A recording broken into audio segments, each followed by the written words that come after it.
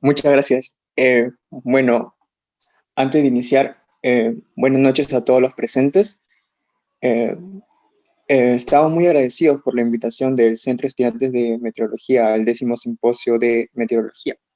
No, en esta oportunidad les presentaremos por parte del Círculo de Investigación de Biometeorología una breve recopilación de diversos estudios que esta ciencia comprende. Cabe resaltar que nuestro círculo de investigación es relativamente nuevo. Sumado a ello que en Perú, lamentablemente, no existen muchos recursos relacionados a esta materia. Pero ello no es impedimento para desarrollarlo en nuestro territorio. Bueno, comenzaremos definiendo qué es la biometeorología, seguido de una breve reseña histórica, para luego dar a continuación diversos estudios en sectores que se relacionan con la biometeorología. Bueno, el primer punto, ¿no? ¿Qué es la biometeorología? ¿Qué entendemos? La biometeorología es una ciencia interdisciplinaria que estudia las interrelaciones entre los procesos atmosféricos y los organismos vivos, ya sean plantas, animales y humanos. Responde a la pregunta, ¿cómo impacta el tiempo y el clima en el bienestar de todos los seres vivos? Algunos de los ejemplos que estudia son, por ejemplo, la relación entre el rendimiento agrícola y el clima, el impacto del clima en la salud humana, muy importante, los efectos del cambio climático en los eventos del ciclo de vida de las plantas, entre otros.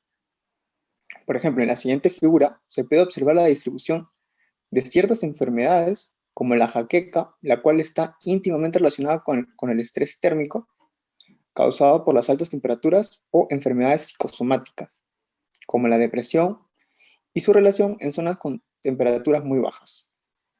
Hasta este momento, muchos de nosotros sabemos cuál era la definición de esta ciencia, pero ¿cómo se estableció? Siguiente, por favor. Como bien se ve, se muestra en la línea de tiempo, ¿no? En 1925 apareció el método climatológico complejo, a partir de los primeros artículos publicados por la ex Unión Soviética. Estos primeros artículos se centraban en las relaciones entre la influencia de determinados tipos de clima y la producción de trigo. Seguido a ello, entre los años 1930 y 1940, el método climatológico complejo apoyó el rápido y amplio desarrollo de aplicaciones climáticas para la salud humana y el diseño de los procedimientos climático-terapéuticos. En 1956 se funda la Sociedad Internacional de Biometeorología, considerada como una de las primeras organizaciones internacionales en analizar la interrelación de la vida y el entorno físico, por sus siglas la ISB. Se organizó como una forma de unificar a los participantes interesados en torno a un objetivo común.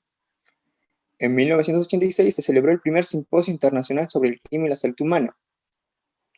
Este se celebró en Leningrado y estuvo bajo los auspicios de la OMM, la OMS y el Servicio Hidrometeorológico de la ex Unión Soviética.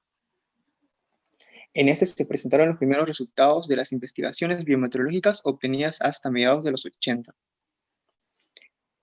En diversos países, pocos años después de 1990, se empezaron a desarrollar los sistemas de advertencias biometeorológicas, siendo Filadelfia el primer país en desarrollar el HealthWatch y su sistema de advertencia contra las olas de calor en Estados Unidos.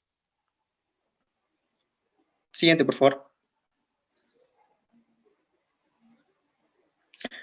¿Cuál es el contexto actual?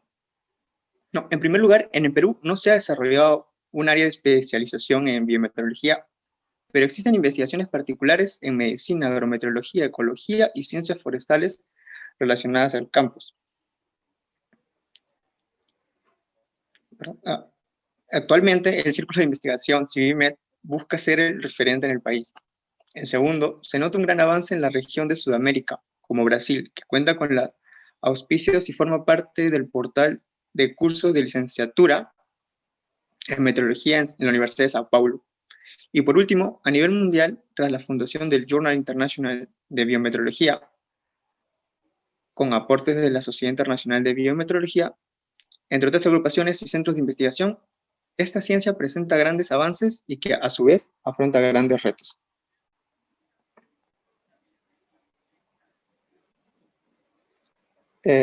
Siguiente, por favor. Como hemos mencionado, la biometeorología tiene diversos factores, pero en esta ocasión vamos a tocar 6 sectores, los cuales son clima y salud humana, agrometeorología, biometeorología animal, biometeorología marina, meteorología forestal y ecología. Siguiente. Entonces comencemos con el más interesante, el cual es, pero no menos importante. Empecemos con el sector clima y salud humana. ¿No? Entonces, el clima tiene un efecto profundo en el bienestar humano, el cual puede ser positivo o negativo. Un tratamiento médico debería tomar en cuenta tanto los factores internos de un individuo como los externos, es decir, su ambiente. En Europa, por ejemplo, la biometeorología ha sido implementada en la salud pública por más de una década. El servicio de clima que ofrece Alemania es utilizado por los doctores para detectar y advertir áreas específicas que empeoren ciertas enfermedades, tales como critis, enfermedades respiratorias, cardíacas y hasta la misma depresión. La influencia climática y sus variaciones estacionales guardan relaciones con diversas enfermedades, por ejemplo como el asma, ¿no? Que se debe al efecto de los contaminantes atmosféricos, o a la artritis por los cambios de presión, como se puede ver en la tabla 1. Los factores ambientales merecen tanta atención como los factores que influyen en el estilo de vida humano. En consecuencia, indirectamente podemos contrarrestar el cliché de que no hay nada que se pueda hacer sobre el clima investigando su impacto en la salud y teniendo en cuenta la biometeorología en la prevención, el diagnóstico y el tratamiento de enfermedades. Por el contrario, hay que recordar que el entorno natural también puede afectar positivamente el bienestar. Pero el Perú es una experiencia muy singular, ¿no? No solo por su diversidad ecológica, sino también por sus limitaciones. En un país con escasos datos meteorológicos en áreas muy profundas pero de gran utilidad, los modelos matemáticos se vuelven inestables, lo que resta confiabilidad a las predicciones sobre el clima. Lamentablemente en el Perú son pocas las publicaciones que analizan críticamente los efectos de la salud ante el cambio climático propuesto por publicaciones internacionales. La mayoría de la evidencia proviene de países en desarrollo, y esta información es útil siempre y cuando se adapte al contexto peruano. Por ejemplo, no podemos hablar de las causas del cambio climático en el Perú sin mencionar la deforestación. La deforestación y la degradación de los bosques no solo empeoran el problema actual al privarnos de la actividad limpiadora de la vegetación, sino que también contribuye a las emisiones de gases de efecto invernadero mediante la combustión de la biomasa forestal.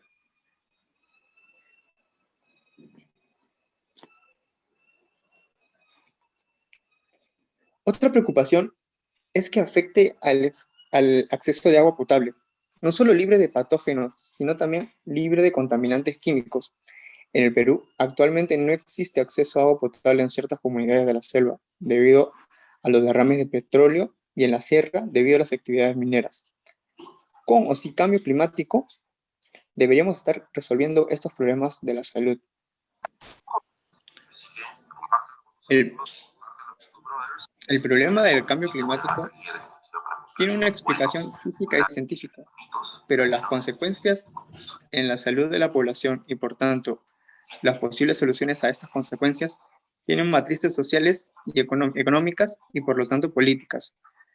Esto quiere decir que en el Perú, bajo las legislaciones actuales, el sector salud aún no puede resolver estos problemas, como la pobreza, vivienda, agua potable, nutrición, hasta contaminación, etc., que tienen implicaciones esenciales en la salud de la población. Las soluciones deben de venir de todos los sectores y de todos los niveles. Siguiente, por favor. Vamos a proseguir con el sector correspondiente a la agrometeorología, ¿no? Entonces, comenzamos definiendo, ¿no?, qué es la agrometeorología, un tema que se ha tocado en este simposio bajo diversos estudios, ¿no? Es la aplicación de los conocimientos de la meteorología, informaciones y datos a problemas de tiempo atmosférico concerniente a la agricultura, Uno de los puntos que abarca la agrometeorología en el estudio de cómo los factores climáticos afectan a los cultivos y su desarrollo, actualmente se están acentuando.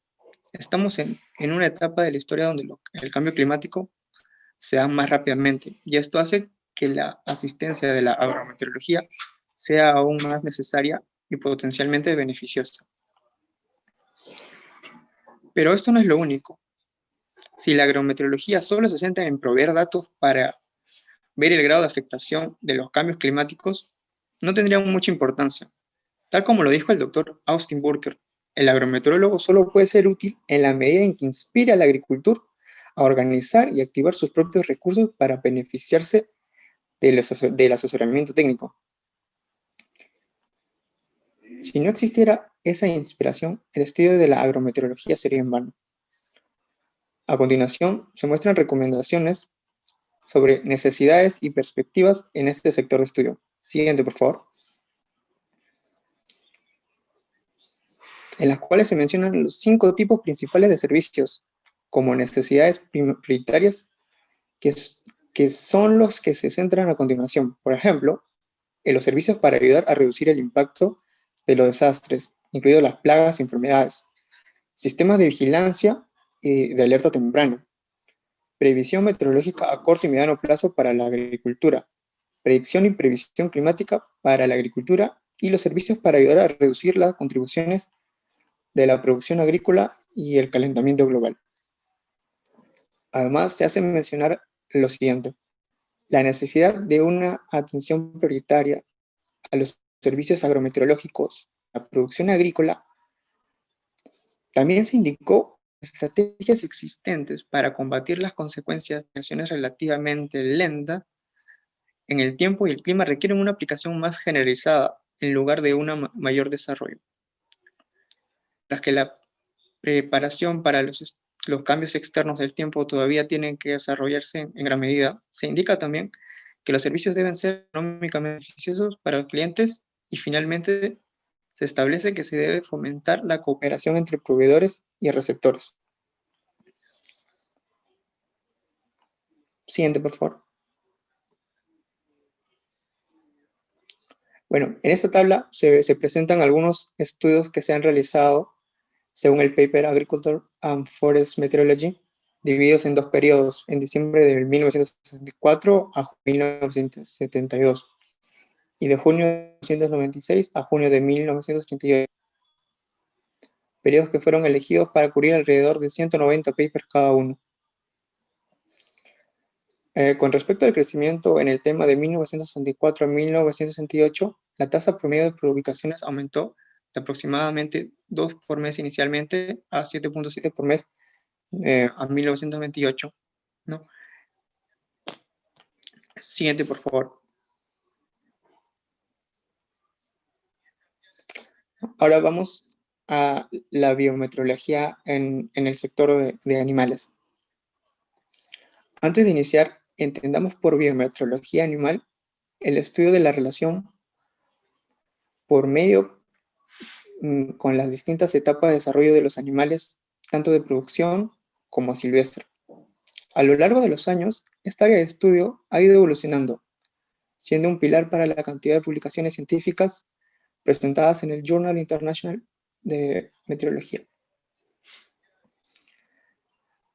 En la figura 3 podemos ver que todo ser vivo se desenvuelve en un hábitat. En el caso de un animal silvestre que afronta siempre a ambientes extremos y vulnerables a una variación en un lugar de elementos meteorológicos.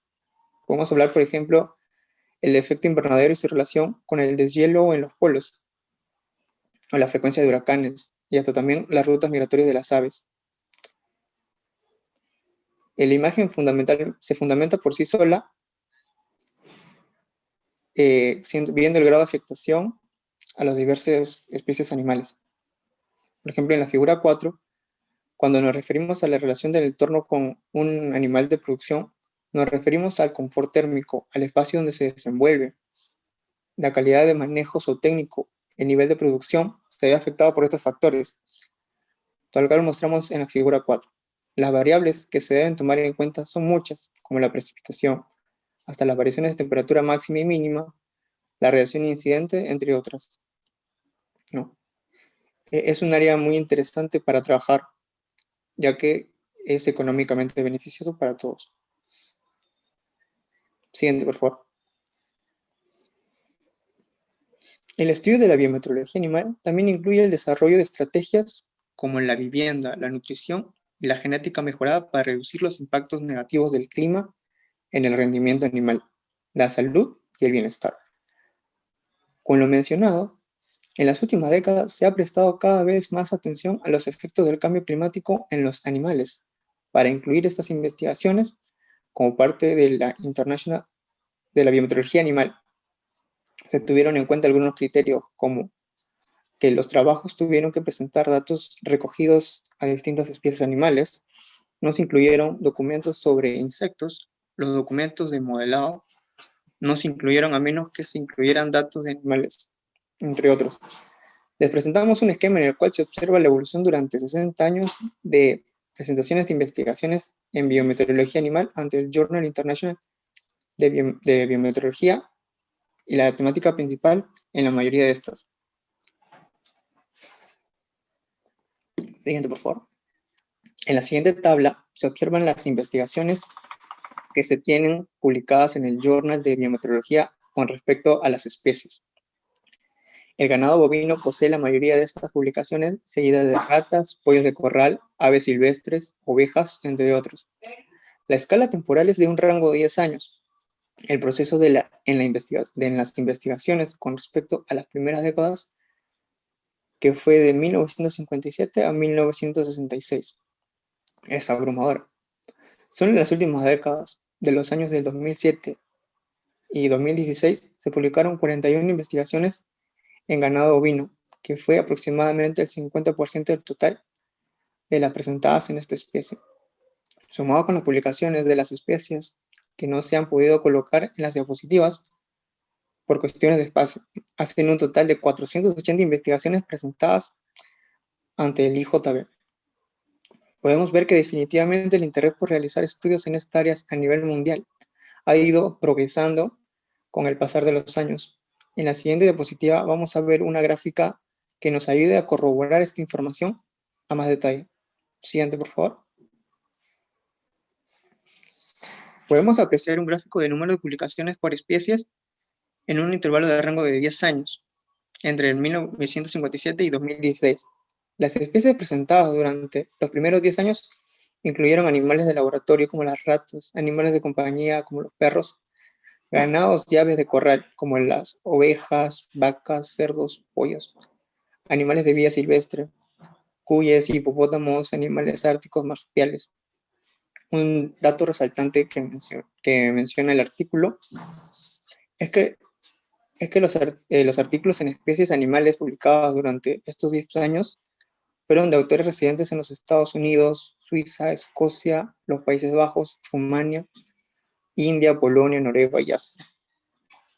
Volviendo a la gráfica, vemos cómo en especies como los vacunos, aves de corral, aves silvestres y cabras, la cantidad de artículos publicados ha aumentado con el pasar del tiempo, cosa que no ocurre con las ratas, roedores silvestres, cerdos, en los cuales la cantidad de artículos ha ido disminuyendo.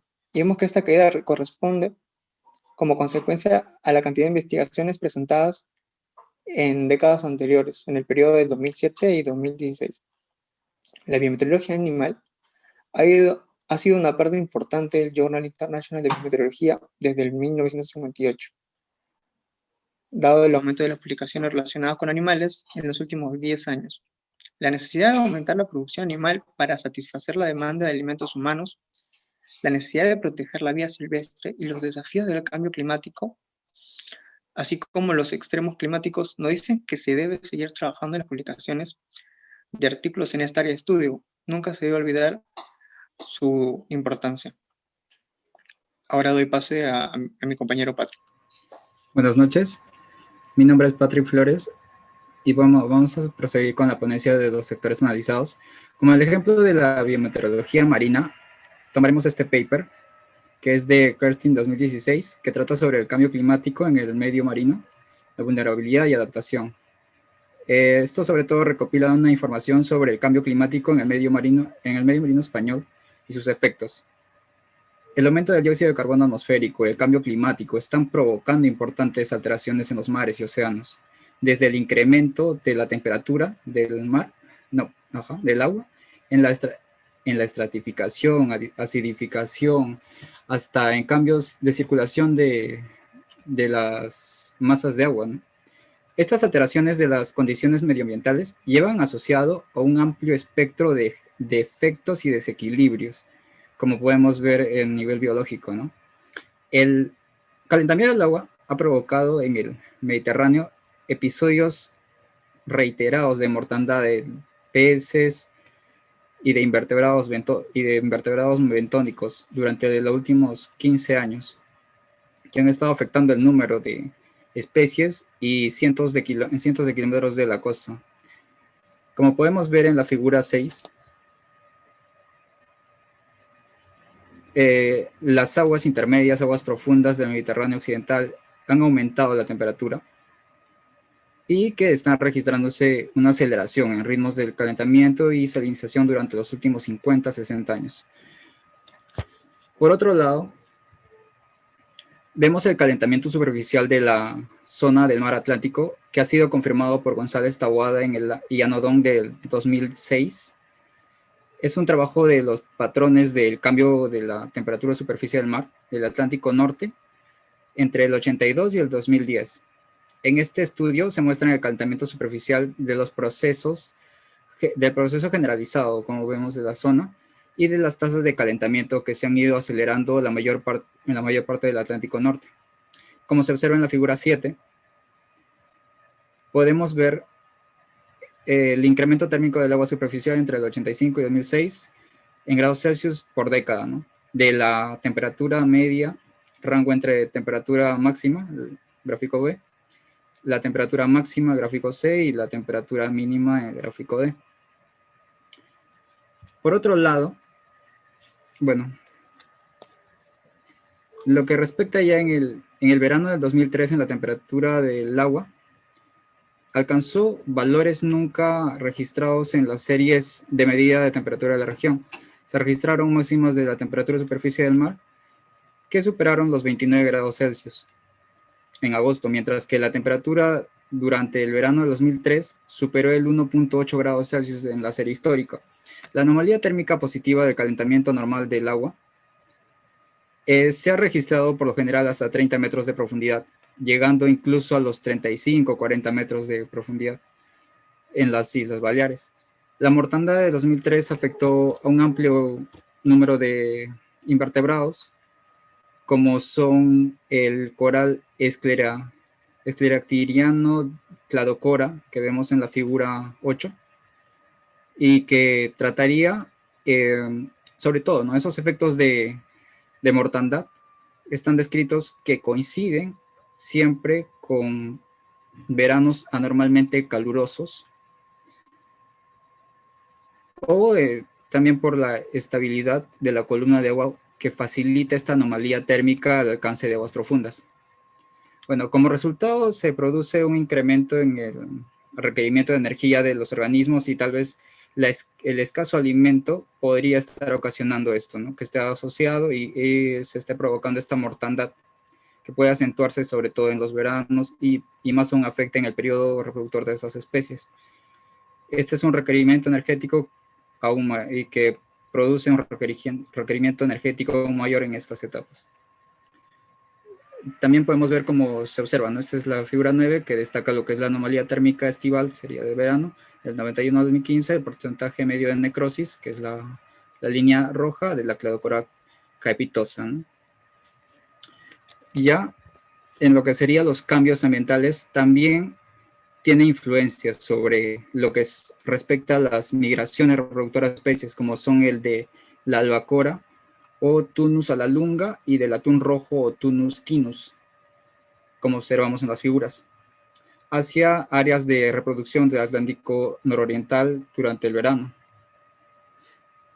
Todavía se puede ver que están afectadas por el cambio climático, con modificaciones en la sincronización de lo que sería su la parte, inclusive la parte geográfica, como vemos en la figura 12, en esta descripción, observamos los resultados.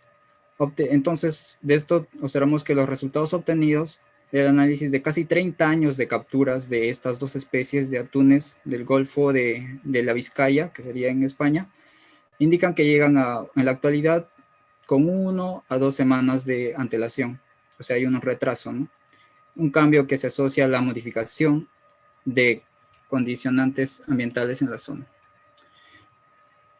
Luego, ahora en estos últimos años se han estado observando lo que es los estudios biometeorológicos en nivel forestal, ¿no? Como se puede, por ejemplo, citar el modelamiento de la susceptibilidad de los incendios forestales usando GIS y redes neuronales, flujos de dióxido de carbono, evapotranspiración de la copa de los árboles y bosques en los bosques lluviosos tropicales, erosión, procesos turbulentos de capa límite, que serían más micrometeorológicos, ¿no? Y para las evapotranspiraciones, también se consigue, y entonces, considerando ya esta prevención de riesgos necesaria, se escogió el paper que es Impactos del cambio climático en los bosques tropicales, identificando riesgos de Asia tropical, del año 2018. Este estudio que se llevó a cabo fue por investigadores de la Universidad de Queensland y de Shahalal, los cuales reunieron estudios de 85 artículos. Cabe resaltar sobre todo que la mayoría de estudios de impacto por el cambio climático analizan la estructura y la composición del forestal, pero solo el 8% considera la fenología. El área de estudio del artículo se sitúa en Asia subtropical, debido a la alta biodiversidad y vulnerabilidad que presenta, ¿no? Y bueno, esto podríamos compararlo con Perú, ¿no? Y que presenta porque debido a la fragmentación forestal y el cambio climático en sí. Observamos en la figura 13 que se divide, ¿no? Sobre todo en biomas que son los bosques tropicales por la precipitación y umbrales de temperatura como limitantes principales, que tocan la parte de trópicos marginales, trópicos monzónicos y trópicos estacionales. Los que tienen condiciones más óptimas son estos de acá, los trópicos estacionales, para su desarrollo. Luego vemos los resultados ya de lo que sería este paper, que a partir de los 85 artículos se ve una distribución, ¿no? de áreas de estudio, y que sobre todo pero que no solamente se ha ubicado en la zona de estudio, sino que ha hecho una comparación para poder para contrastar los diferentes resultados con otras publicaciones que estaban inclusive de Perú, se puede ver, pero que la zona de estudio, como se hace recordar, está en Asia tropical. Luego, entonces, también verificamos lo que es la tendencia temporal, ¿no? Que ya se sabía, que como se ha estado viendo, y comparando con el estudio inclusive anterior que mencionó el compañero sobre animales, que se ha acentuado en estos últimos 10 años. Luego, enfocándose ya en esto de lo que respecta a los riesgos, en los riesgos potenciales tropicales de Asia, observamos que los bosques caducifolios que reúnen sobre todo, ¿no?, estas tres especies que son la Shorea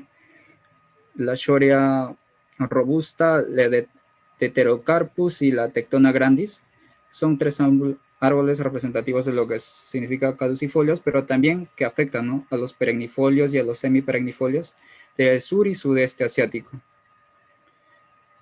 Considerando los cambios climáticos de escenarios climáticos del periodo de 2080 a 2100, que se emplearon forzamientos radiativos del 4.5, 6.0 y 8.5,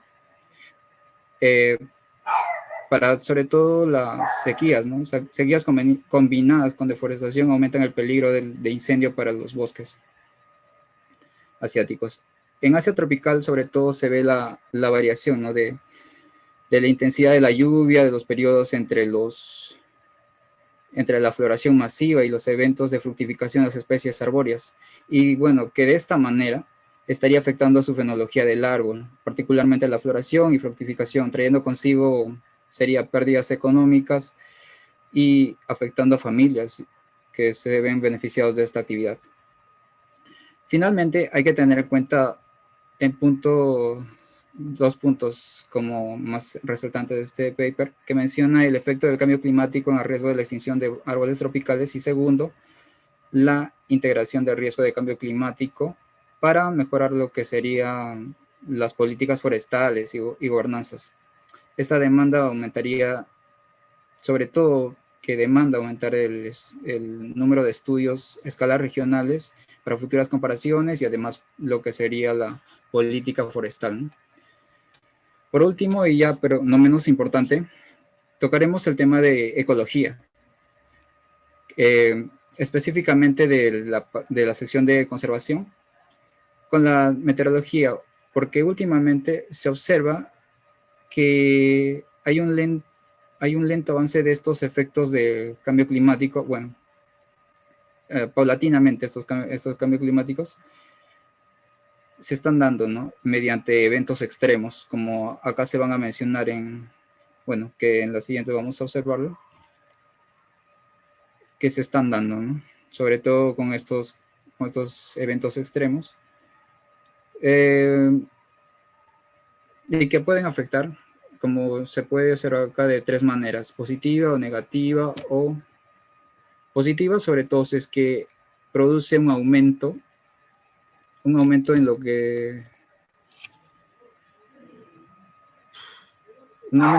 que sería el número de especies, los cambios temporales de floración o reproducción y cambios de variedad. Eso sería una variabilidad también. En cambio, los efectos negativos sería cuando se inducen a reducciones en la reproducción, en la pérdida de hábitat, como se pueden ver, ¿no? La parte negativa es la parte oscura, la parte gris sería la parte positiva, y la neutra sobre todo, no, perdón, la ambigua. La ambigua trata sobre todo que como que no se ha definido un efecto específico, ¿no? Y en un determinado, y como se ve, se dan en determinados taxones, como vemos los anfibios, las aves, los peces, los invertebrados, los mamíferos, las plantas y reptiles. Sobre todo como se ha visto este efecto, ¿no? Analizado a través de todos esos papers que se han mencionado. Ya en la figura 18, como podemos mencionar, se ve que el número de eventos extremos como las olas de calor, o sea, los heat waves, olas de frío, ciclones, sequías e inundaciones, han afectado a estos taxones, ¿no? Que ya se ha visto en los estudios anteriores de esas publicaciones. Y ya para lo que sería en esta figura 19, contemplamos las respuestas de cada uno de estos ecosistemas, de los taxones, respecto a estos eventos extremos. Bueno, ya solamente queda concluir que es importante el desarrollo de esta ciencia interdisciplinaria, incipiente en nuestro país, pero que resulta muy importante, fundada en nuestras características geográficas y sociales del territorio peruano, para poder así afrontar complejos problemas que surgen de esta interacción entre la componente biológica y atmosférica. Y bueno, palabras finales, queremos agradecerlo a todos y cada uno de los integrantes del círculo. Les pedimos que nos puedan seguir en nuestra página Facebook, que es CIVIMET, y que dentro de poco también habrá nuevas convocatorias para nuevos miembros. Gracias. ¿Cómo se mide y registra la temperatura en la profundidad del mar?